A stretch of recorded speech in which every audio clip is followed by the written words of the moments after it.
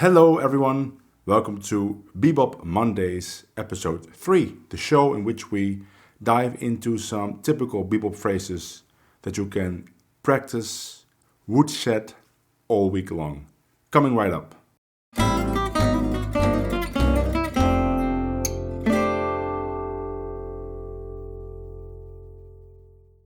So I hope you've watched some of the other episodes in this series. If not, welcome to this series. And you can check out the first 2 episodes. They are linked in the descriptions. And every episode of Bebop Mondays, I try to find a new common theme. So this week, I was looking through my transcriptions, again of Pasquale Grasso, the bebop guitar player, Pasquale Grasso.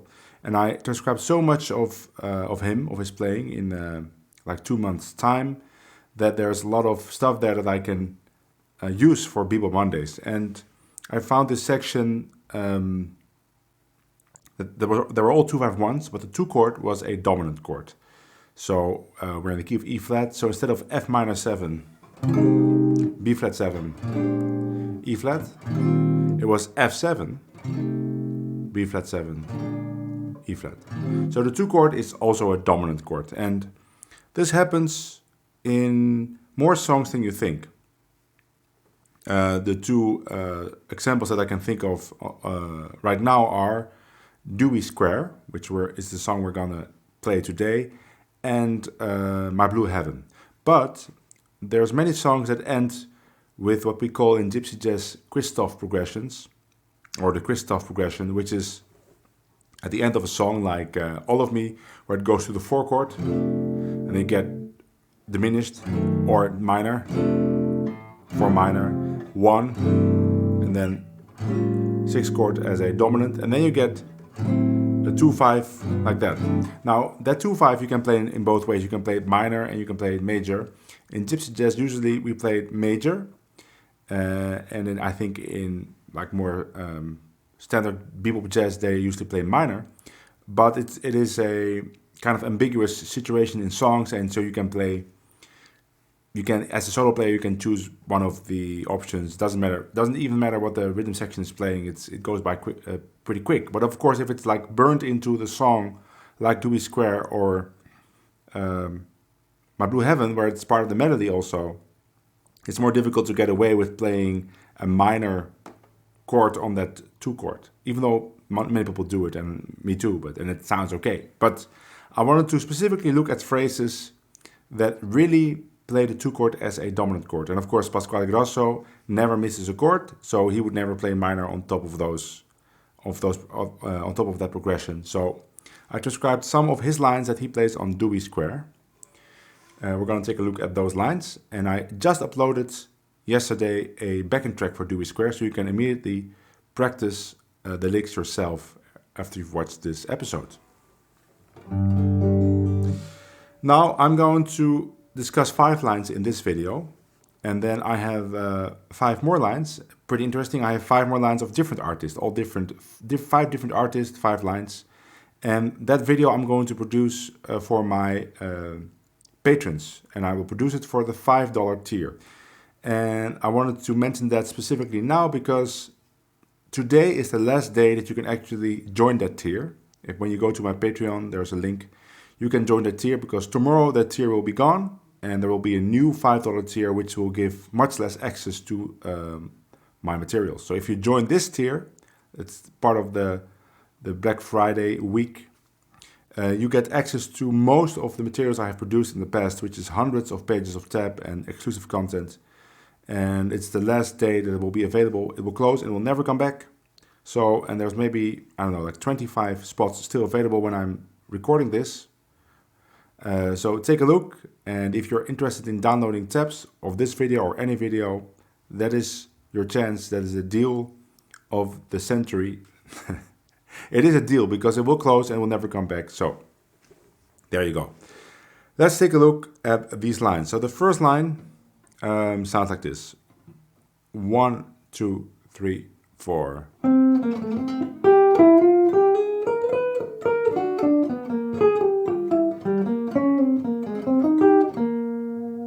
So it is a 2-5-1 to E flat, and then I also transcribe the part after it, which is a 1-6-2-5, because he plays it on the first A. So it goes like F7, B flat, and then it's a 1-6-2-5. Right. So again, 1, 2, 3, 4.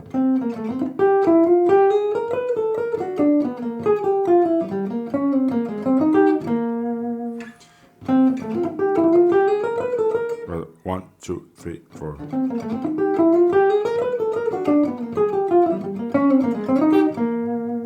Now in the second A, you could play the first 3 bars for sure, or maybe the first 2 bars with a resolution on beat 1, and then you have to play something else, because this would go back again to E flat, but the bridge of Dewey Square is an A flat.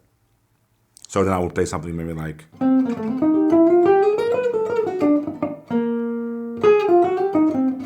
Right, something else that really ends in E flat.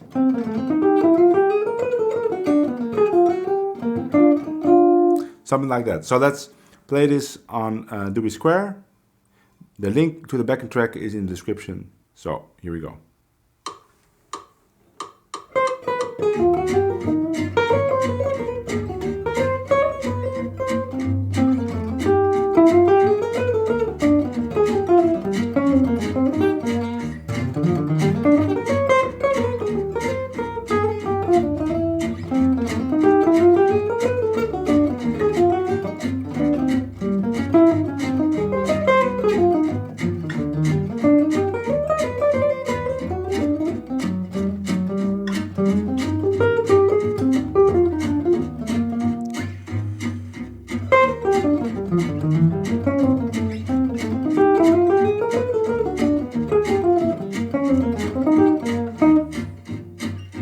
Very flowing, very great line.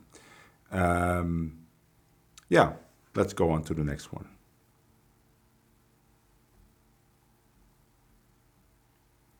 Oh, by the way, yeah, that's what I wanted to say.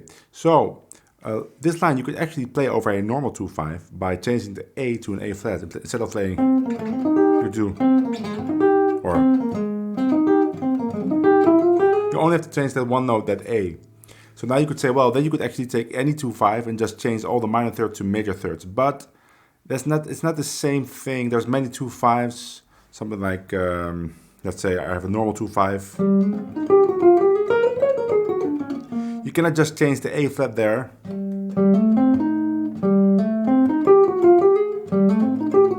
You could actually, but it doesn't have the same feeling for me. It sounds very much like that should be minor. But maybe that's just in my head. But these lines, the other way around, it always works, I find. If you really have a line that is very much like a major 9 chord, it's very easy to change it. But that might just be in my head. Maybe you can do this with any 2-5. Anyway, let's continue on. This is a great phrase with some chromatic skill in there. 1, 2, 3.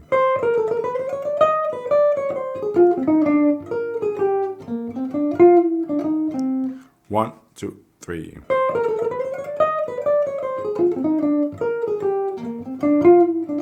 Because you could resolve any way you want. Right? Again, this one you could probably play in minor by changing the first A to an A flat. But in this line, maybe it doesn't sound that nice. I really want to hear that resolution to an A.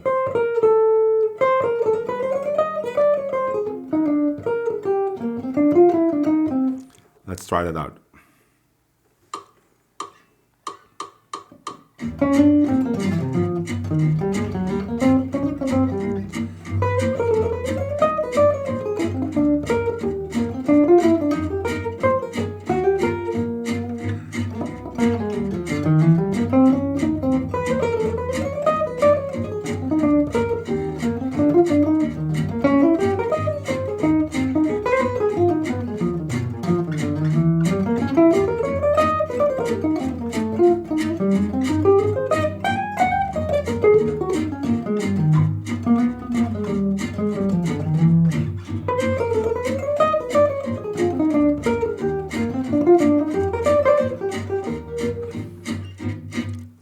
pretty challenging line.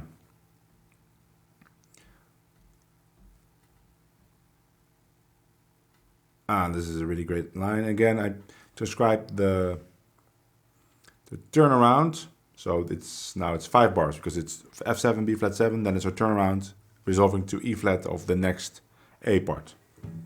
Sounds like this. 1, 2, 3, 4.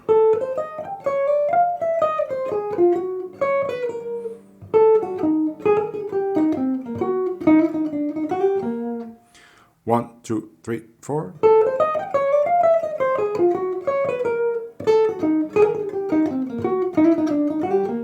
So the nice thing is, the turnaround actually has this, right, you get, which is actually part of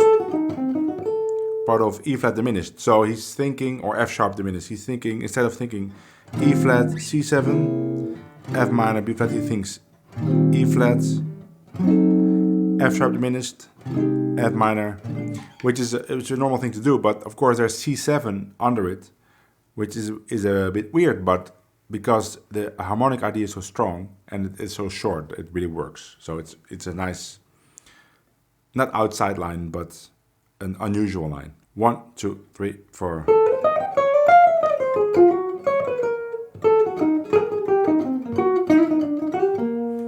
Let's play that.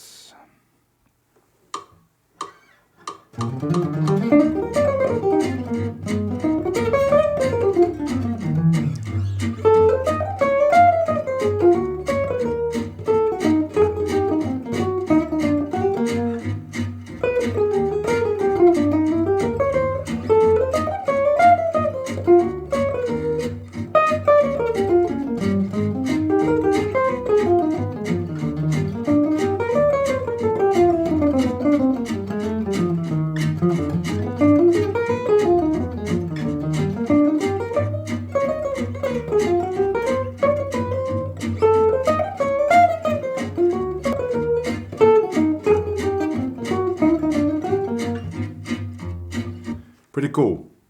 Yeah, next. By the way, this one you could probably easily make minor, right? Instead of playing, just play the A flat. Yeah, that works great. Here we have one with a C minor triad, which is something that you can really play over F7, which makes it sound very different from playing just F minor with a major third, right? Because this is line, there's no A or A flat in it. There's something you really play on F7. So this line sounds like this. 1, 2, 3, 4. 1, 2, 3, 4.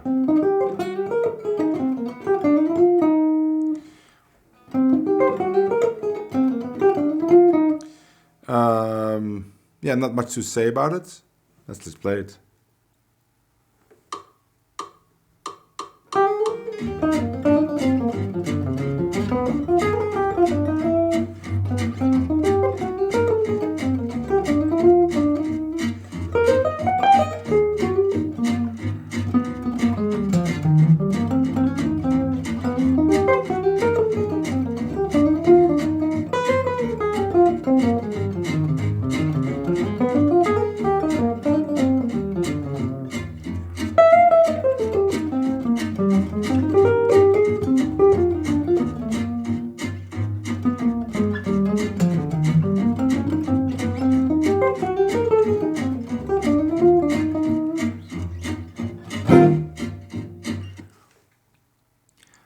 Those were 4 Pasquale Guzzle lines, and I have one line, you could say it's a kind of preview for the next video, which I'm going to make only for Patreon. It's the Charlie Parker line, and I included it here because he also kind of uses this C minor idea. Now the funny thing is, I haven't found a recording yet of Charlie Parker where he plays a continuous line of F7 and B flat. It's more like he would play something on F7, and then he would start a new idea on B flat, which is sounds great as well, right? But it's not what Pasquale is doing. Pasquale is really playing a line that spans both chords and connecting them. So this line sounds like this. 1, 2, 3, 4.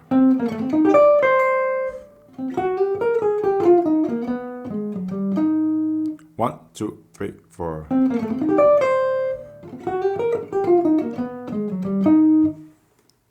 Really nice line.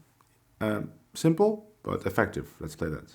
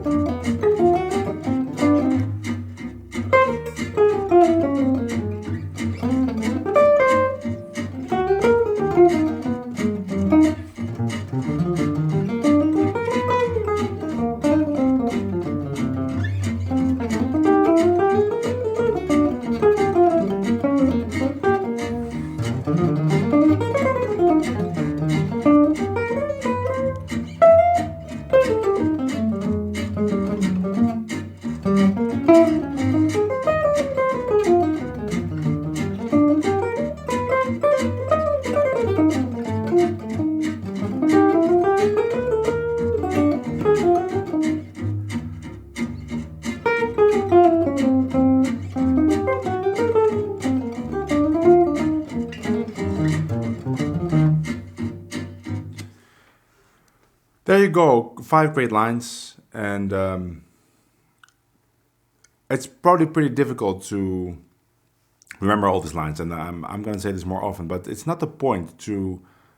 The point of these videos is not for you to remember all the lines. I don't remember all the lines, I just learned these lines myself. I've transcribed them a while ago, but I don't practice everything immediately, right? I have the transcribing sessions, and then later I just compile everything in a big document, I categorize it, and then when I have a practice session, I just grab it and start practicing. And I practice every line seriously, but it's not the point to remember them all. It's also just practicing the movement of your fingers and technique and timing, and then some of these lines will stick, hopefully. Maybe not, but it never hurts practicing these lines over and over again. If you want to know my favorites, I really like this one, because it has this F sharp diminished in it, so I would maybe pay some extra attention to that line when I practice. And this line I like, but it's pretty difficult to play, so I would maybe like the first line. Right, so I would take those 2 lines and do a long practice session, practicing only those 2 lines, and then maybe if it works really well, I would add a third, and so forth. That was it for this lesson. Check out the early episodes, check out the Gypsy Jazz Fridays, and if you catch this in time, go to my Patreon page, there's a link in the description, and join the $5 tier. The $10 tier is gone, but the $5 tier is still open, and this is your last chance if you watch this soon after upload. I will hopefully see you in the next video, and of course, please don't forget to like this video and subscribe to my channel. Bye!